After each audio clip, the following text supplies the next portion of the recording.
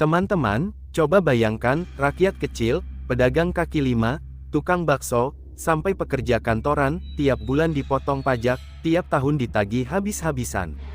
Tapi, tahukah kalian, ternyata ada ratusan bos besar yang utangnya ke negara sampai 60 triliun rupiah. Loh, kok bisa? Yang kecil-kecil diperas, tapi yang besar-besar malah lolos. Siapa yang melindungi mereka selama ini? Nah, ketika Menteri Keuangan baru, Dr. Surya Purnama, buka suara, semua langsung gempar. Beliau bilang, saya kasih waktu 1 minggu, kalau nggak bayar, saya bongkar namanya ke publik. Waduh, berani banget kan? Tapi kalian tahu sendiri, lawannya bukan orang sembarangan. Mereka itu konglomerat, penguasa uang, bahkan ada yang dekat dengan lingkaran istana. Jadi, apakah benar keadilan pajak bisa ditegakkan? Atau justru Surya akan jadi korban permainan politik? Mari kita ikuti kisah seru ini. Misteri pajak 60 triliun. Teman-teman, pernah nggak kalian dengar pidato pejabat yang katanya pajak itu untuk kesejahteraan rakyat? Indah banget kan? Kata-katanya manis, sampai bikin banyak orang percaya. Nah, dulu ada seorang menteri keuangan terkenal banget, namanya Ratna Wijaya. Beliau dikenal tegas, pintar ngomong, dan selalu bilang pajak itu wajib untuk negara maju. Tapi, rakyat kecil justru merasa lain.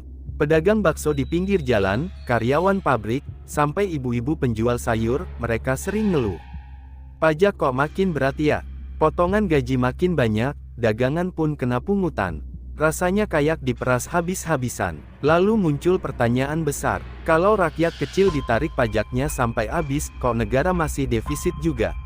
Kemana larinya semua uang itu?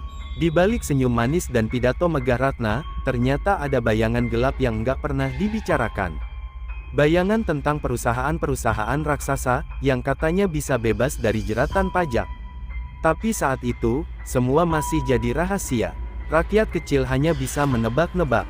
Sampai akhirnya, datang seorang menteri baru yang berani mengguncang kenyamanan mereka. Setelah Ratna Wijaya mundur dari kursinya, rakyat kecil masih was-was. Mereka mikir, paling nanti sama aja. Ganti menteri, tapi rakyat tetap yang diperas. Tapi ternyata, kursi Menteri Keuangan ditempati oleh sosok yang nggak biasa. Namanya Dr. Surya Purnama. Orangnya sederhana, bicaranya lugas, dan terkenal nggak bisa ditawar kalau urusan kejujuran. Nah, waktu pertama kali Surya berdiri di depan publik, pidatonya bikin orang melongo. Dia bilang begini, saya tidak akan lagi membebani rakyat kecil. Saya akan bongkar siapa saja yang bermain-main dengan pajak negara. Waduh, berani banget kan? Kalau pejabat lain biasanya manis di depan, Surya malah langsung nembak jantung masalah. Orang-orang di jalanan langsung senyum lega. Tukang ojek bilang, akhirnya ada juga yang bela kita. Tapi di balik senyum rakyat, ada yang mulai panik. Para bos besar, konglomerat, dan pejabat yang dulu nyaman dalam sistem lama, tiba-tiba keringat dingin. Karena mereka tahu, Surya bukan tipe orang yang bisa dibeli dengan amplop atau jabatan. Pertanyaan besarnya adalah, apakah Surya bisa bertahan menghadapi badai yang bakal datang? Atau justru, beliau akan dihantam balik oleh kekuatan besar yang tak kelihatan? Teman-teman, kalian pasti tahu ya, kalau bicara soal pajak, biasanya yang muncul di pikiran itu formulir panjang, angka ribet, dan antrian yang bikin kepala pusing. Tapi kali ini berbeda, karena yang dihadapi Menteri Surya bukan formulir biasa, melainkan sebuah dokumen yang bisa mengguncang negara. Suatu sore, Surya dipanggil oleh seorang pegawai pajak tingkat rendah. Orangnya sederhana, namanya Pak Wibowo. Tangannya gemetar saat menyerahkan sebuah map coklat kusam. Dia berbisik lirih, Pak Menteri, ini data yang selama ini dikunci rapat-rapat. Kalau Bapak baca, hati-hati, ini bisa bahaya. Surya membuka map itu. Lembar demi lembar menampilkan daftar panjang nama perusahaan besar, bank, tambang, hingga konglomerat ternama. Dan angka di kolom sebelah kanan, membuat Surya terdiam. Total tunggakan pajak, 60 triliun rupiah. Loh, kok bisa? Rakyat kecil bayar pajak sampai recehan dipungut, tapi perusahaan-perusahaan besar justru bebas seenaknya. Ada yang menunggak belasan tahun, ada yang bahkan tercatat tidak pernah setor pajak sama sekali. Kalau uang itu dipakai untuk negara, wah, bisa bangun sekolah, rumah sakit, sampai jalan tol tanpa utang. Surya menghela napas panjang. Dia tahu, ini bukan sekadar angka. Di balik setiap nama di daftar itu, ada kekuasaan, ada politik, ada jaringan kuat yang siap melawan. Dokumen ini ibarat bom waktu, kalau meledak, bisa meruntuhkan banyak kursi empuk di pemerintahan. Pak Wibowo menunduk, wajahnya pucat. Pak Menteri, saya hanya bisa percaya pada Bapak. Tolong gunakan ini sebaik-baiknya. Saya sendiri, mungkin sudah nggak aman setelah ini. Kata-kata itu bikin suasana ruangan makin tegang. Surya sadar, langkah pertamanya membuka rahasia ini sudah mengundang bahaya. Bayangkan, teman-teman, kalau dokumen ini jatuh ke tangan yang salah, bisa-bisa Surya dituduh macam-macam, fitnah, bikin gaduh, bahkan melawan negara. Tapi kalau dia diam saja, berarti dia ikut menutup mata terhadap kebusukan yang sudah mengakar. Di luar gedung kementerian, rakyat kecil masih sibuk dengan urusan sehari-hari. Mereka nggak tahu kalau di meja kerja seorang menteri, ada setumpuk kertas yang bisa menentukan nasib bangsa. Mereka hanya berharap, pajak yang dibayar dengan keringat jangan sampai masuk ke kantong orang-orang rakus. Malam itu, Surya tidak bisa tidur. Dokumen itu ia simpan di brankas pribadinya. Di kepalanya hanya ada dua pilihan. Berani membuka semuanya, atau mundur dan pura-pura tidak tahu. Tapi kalau mundur, apa bedanya dia dengan pejabat lain yang hanya cari aman? Dan akhirnya, di tengah malam yang sunyi, Surya berbisik pada dirinya sendiri. Besok, saya akan mulai bergerak. Ya, teman-teman, langkah kecil ini akan membawa Surya pada pertarungan besar. Pertarungan antara satu orang jujur, melawan ratusan orang kuat. Kabar tentang tunggakan pajak 60 triliun rupiah mulai bocor ke telinga masyarakat. Awalnya hanya bisik-bisik di warung kopi, lalu menjalar ke pasar, ke kampus, hingga media sosial. Rakyat kecil yang biasanya diam, kali ini bersuara. Seorang pedagang sayur di pasar tradisional berkata lirih pada temannya, "Kita ini tiap hari ditarik retribusi, tiap bulan diperas pajak, ternyata ada yang utangnya triliunan nggak pernah ditagih. Apa nggak sakit hati, coba?" Suaranya pelan, tapi penuh amarah yang dipendam bertahun-tahun. Di pabrik, buruh-buruh saling bertukar kabar. Ada yang bilang mereka rela gajinya dipotong pajak demi negara. Tapi begitu tahu perusahaan besar justru bebas, hati mereka meledak. Kita kerja keras, mereka tinggal duduk manis, kok bisa negara diam aja? Media sosial pun meledak. Tagar tanda pagar bayar pajak 60 triliun jadi trending. Netizen ramai-ramai menulis komentar pedas, jangan lagi rakyat kecil dijadikan sapi perah. Ada pula yang mengunggah meme, seorang pedagang gorengan dikejar petugas pajak, sementara bos besar duduk santai di kursi pijat. Di kampus-kampus, mahasiswa mulai menyusun rencana aksi. Mereka mencetak spanduk besar bertuliskan, "Kami bayar, mereka kabur." Jalan-jalan di ibu kota dipenuhi coretan mural, gambar rakyat memikul beban pajak, sementara segelintir orang kaya menari di atasnya. Suara-suara itu semakin nyaring. Dari musola kecil di kampung, seorang ustadz berkhutbah, "Kalau yang kecil wajib taat pajak, maka yang besar juga wajib. Hukum itu tidak boleh pilih kasih." Kata-katanya disambut anggukan jamaah yang sudah lama merasa ditindas. Surya mendengar semua itu dari layar televisi di kantornya. Hatinya bergetar, ia tahu rakyat sudah muak. Dan justru suara rakyat inilah yang bisa menjadi tamengnya. Ia sadar, kalau ia berjuang sendirian, habislah dia. Tapi kalau rakyat ikut mendukung, kekuatan besar itu bisa goyah. Di sisi lain, para pengusaha besar mulai gelisah. Mereka tidak pernah membayangkan rakyat kecil bisa bersuara sekeras ini. Biasanya isu pajak hanya berputar di ruang rapat elit. Kini, rakyat menuntut keadilan di jalanan. Dan semakin lama mereka diam, semakin keras suara itu bergema. Hari-hari itu, suasana kota berubah. Dari pasar tradisional sampai gedung megah, dari kuli bangunan sampai mahasiswa, semua membicarakan satu hal, pajak 60 triliun rupiah. Dan semua mata kini tertuju pada satu orang, Menteri Surya. Hari itu, gedung kementerian penuh sesak oleh wartawan. Kamera televisi berderet, mikrofon menumpuk di podium, dan kilatan lampu blitz menyilaukan ruangan. Semua orang tahu, Menteri Surya akan bicara sesuatu yang penting. Tapi tak ada yang menduga kalimatnya akan jadi bom yang mengguncang negeri. Dengan wajah tenang tapi mata tajam, Surya berdiri di depan mimbar. Ia membuka map coklat yang berisi daftar rahasia itu, lalu menatap lurus ke arah kamera. Suaranya lantang, saya beri waktu 1 minggu. Seluruh tunggakan pajak 60 triliun rupiah harus dibayar. Kalau tidak, saya akan buka semua nama-nama itu ke publik. Ruangan langsung gempar. Wartawan saling pandang, buru-buru mengirim breaking news. Beberapa bahkan berlari keluar untuk mengabarkan lewat telepon. Dan di luar gedung, rakyat yang menonton lewat layar kaca langsung bersorak. Akhirnya ada yang berani, teriak seorang mahasiswa. Tapi di balik sorak-sorai rakyat, ada kegaduhan besar di ruangan lain. Para bos besar panik. Telepon-telepon kantor berdering tanpa henti. Grup WhatsApp para konglomerat dipenuhi pesan berantai, ini serius. Dia beneran mau buka nama kita. Ada yang marah, ada yang cemas, ada juga yang mencoba mencari jalan keluar lewat lobi politik. Di istana, suasana pun panas. Beberapa pejabat tinggi merasa langkah Surya terlalu nekat. Ada yang berbisik, kalau ini benar-benar dibuka, kita bisa ikut terseret. Ada juga yang mendukung diam-diam, tapi tak berani bicara terbuka. Surya tahu, sejak hari itu, ia bukan hanya melawan para pengusaha, tapi juga sebagian orang di dalam lingkaran kekuasaan.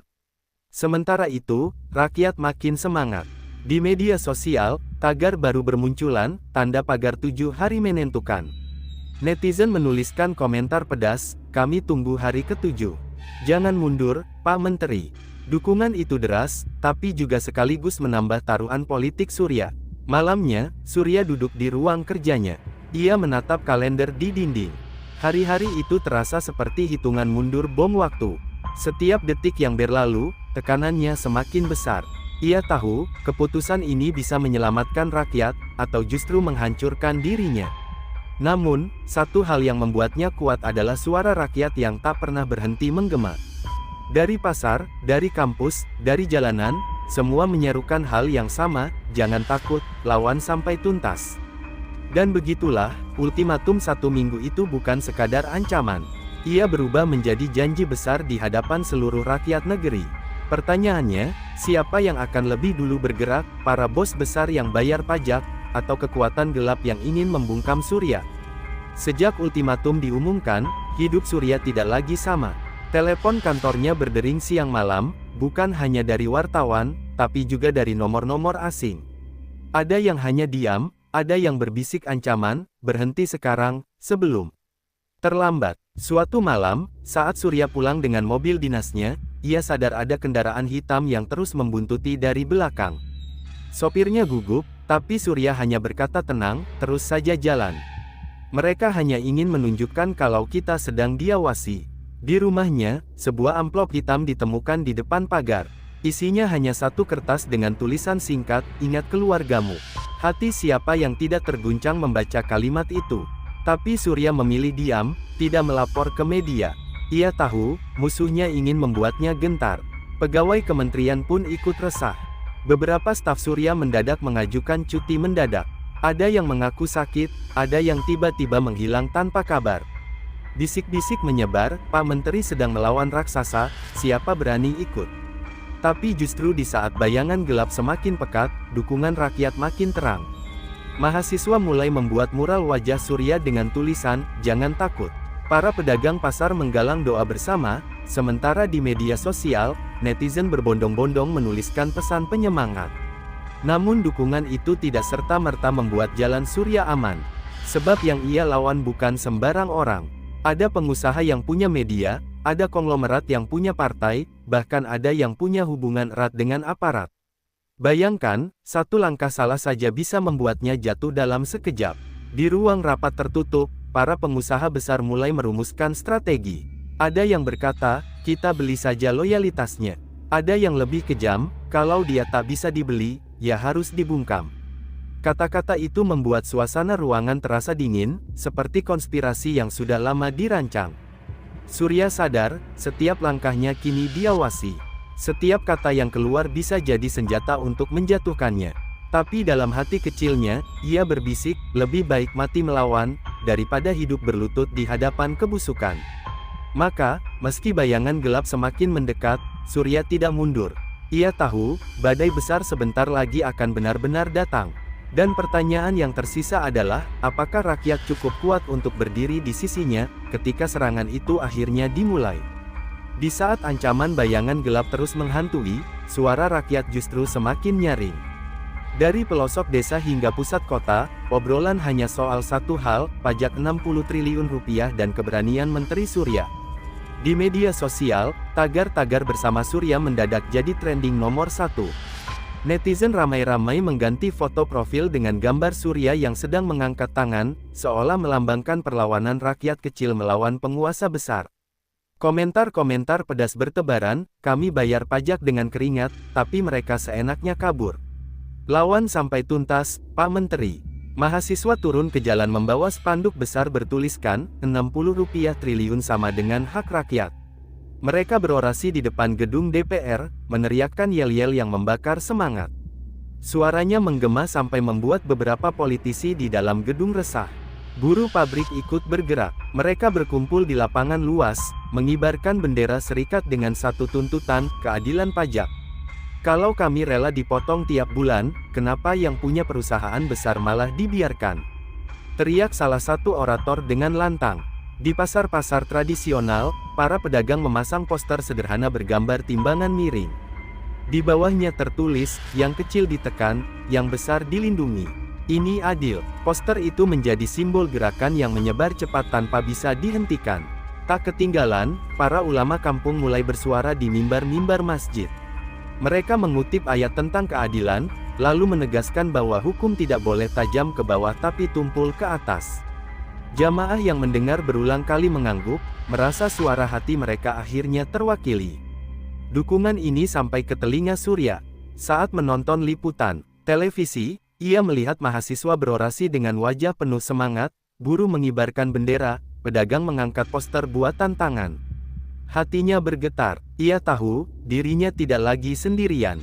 Namun, dukungan rakyat yang semakin besar itu juga membuat lawan-lawannya makin panik. Para konglomerat sadar, ini bukan lagi pertarungan di balik pintu tertutup. Ini sudah jadi pertempuran di mata publik. Dan semakin lama mereka diam, semakin besar gelombang rakyat yang bisa menghantam mereka.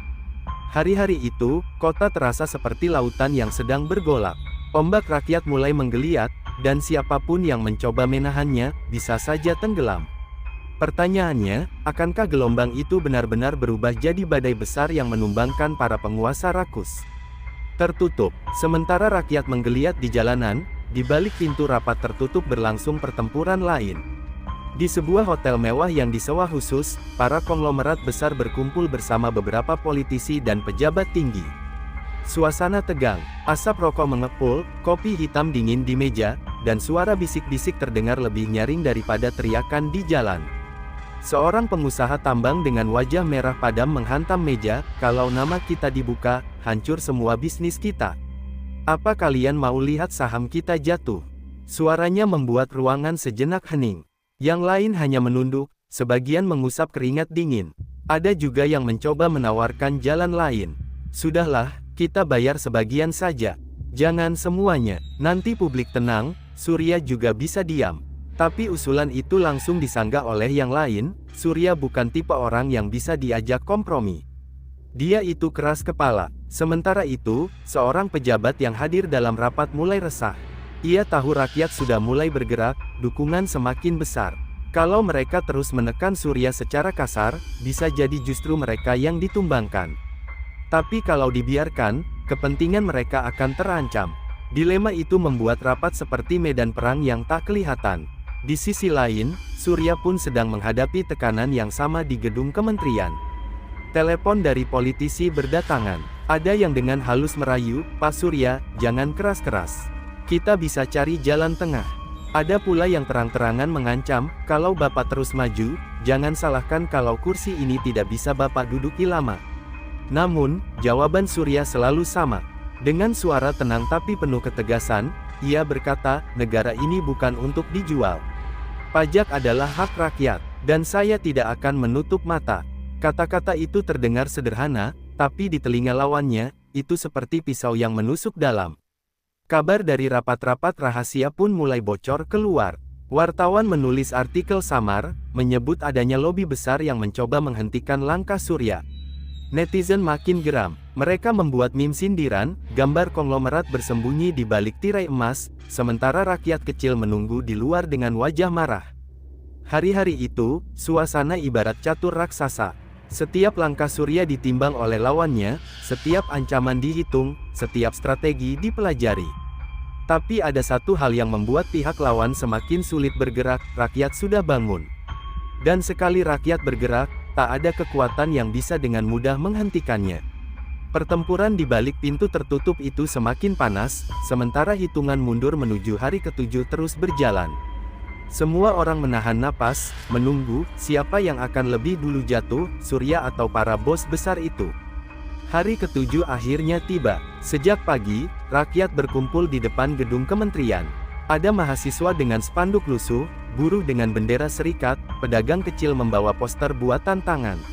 Semua bersatu, menunggu satu pengumuman, apakah ultimatum Menteri Surya benar-benar ditepati. Di dalam gedung, suasana jauh lebih tegang. Surya duduk di ruang konferensi pers, map coklat berisi dokumen tunggakan pajak masih di tangannya. Kamera televisi sudah terpasang, wartawan berdesakan, dan mikrofon menumpuk di depan mimbar. Rasanya seperti panggung persidangan, dengan seluruh negeri sebagai saksi. Beberapa jam terakhir, telepon Surya terus berdering. Ada pengusaha yang akhirnya mengalah, buru-buru membayar pajak mereka agar nama tidak terbongkar.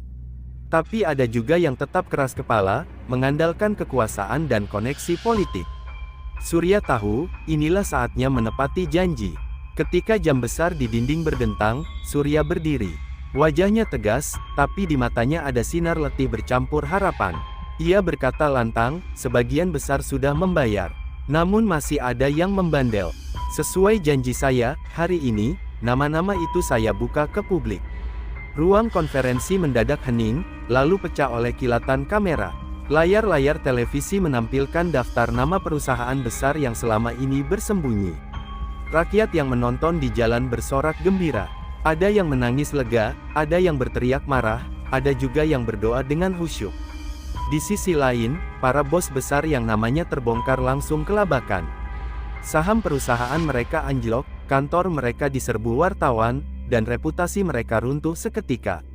Untuk pertama kalinya, uang dan kekuasaan tidak cukup untuk menyembunyikan kebenaran. Malam itu, di warung kopi, rakyat kecil berbincang dengan wajah cerah. Akhirnya, yang besar juga kena giliran, kata seorang bapak tua sambil menyeruput kopi hitamnya. Seorang pedagang menimpali, kalau dari dulu berani kayak gini, kita nggak akan sesusah sekarang.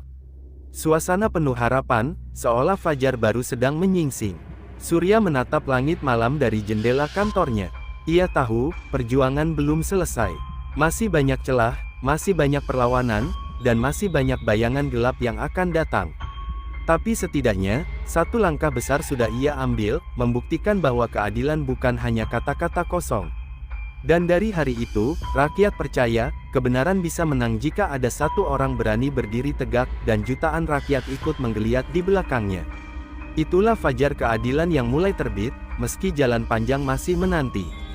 Teman-teman, begitulah kisah tentang Menteri Surya dan perjuangannya menyingkap pajak 60 triliun rupiah.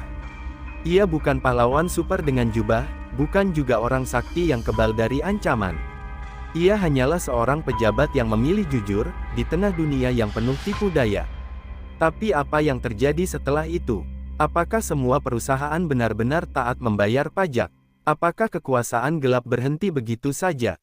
Atau justru, mereka kini merencanakan strategi balasan yang lebih licik? Rakyat kecil memang sempat bersorak gembira. Nama-nama besar akhirnya terbongkar, dan uang pajak yang lama mengendap mulai kembali ke kas negara. Tapi perjuangan belum berakhir. Seperti kata pepatah, sekali kebenaran terungkap, 1000 kebohongan akan berusaha menutupinya lagi. Surya sendiri tahu, jalan di depan tidak akan mudah. Ia akan terus diawasi, terus diteror, bahkan mungkin dijatuhkan. Tapi ada sesuatu yang membuatnya tetap berdiri, suara rakyat yang selalu mendukung, doa dari orang kecil yang percaya keadilan masih bisa ditegakkan. Dan bagi rakyat, kisah ini meninggalkan jejak penting, bahwa mereka tidak boleh lagi diam, bahwa suara kecil, ketika bersatu, bisa menggetarkan kursi kekuasaan, Bahwa keberanian satu orang bisa menjadi api, tapi api itu hanya akan terus menyala kalau ada banyak tangan yang menjaga. Akhirnya, epilog ini bukan tentang kemenangan sempurna, melainkan tentang pintu yang baru terbuka.